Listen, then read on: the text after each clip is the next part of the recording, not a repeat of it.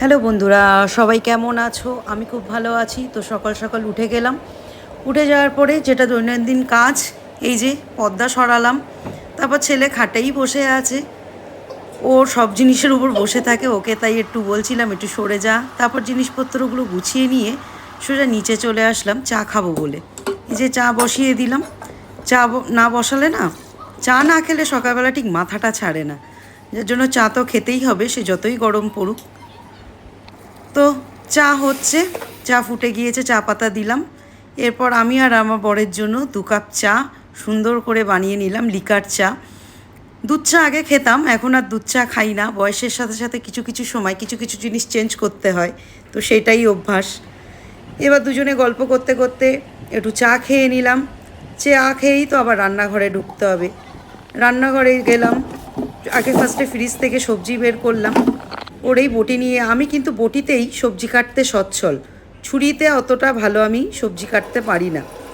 এবার সব কিছু ধুয়ে নিলাম, নিয়ে ডিম সিদ্ধ করে দিলাম আর একটু রসুন বেটে নিলাম, নিয়ে রান্নাটা বসিয়ে দিলাম। আজকে করব লাল শাক আর করব আলু দিয়ে সোয়াবিন দিয়ে। আলু দিয়ে সোয়াবিন দিয়ে করার কারণ একটাই হলো, আমার ছেলে হচ্ছে সোয়াবিন খায় না, তাই জন্য ওর জন্য একটু ডিম দিতে হবে।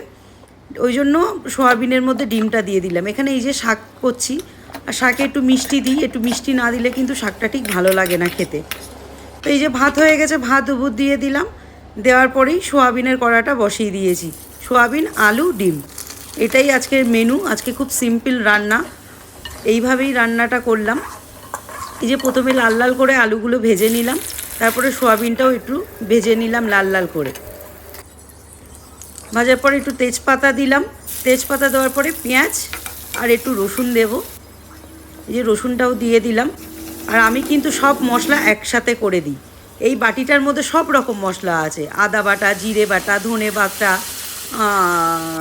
তারপরে নুন, হলুদ, চিনি, আর লঙ্কাগুলো কিন্তু আস্ত। আর এখানে সব কিছু দিয়ে ভালো করে মিশ্রণ করে একটু জল দিয়ে দিলাম। জল দেওয়ার পরে এটা ঢেকে দিলাম। ঢেকে দিয়ে রান্না কিন্তু আমার কমপ্লিট। একটু গরম মশলা দিয়ে নামিয়ে এই যে ছেলেকে খাওয়াচ্ছি। ওকে এখনও খাইয়ে দিতে হয়, ও স্কুলে যেতে পারিনি, ওর চোখে একটু ইনফেকশান হয়েছে। যাই হোক, খাওয়ানোর পরে আমি ফ্রেশ হলাম, স্নান করলাম।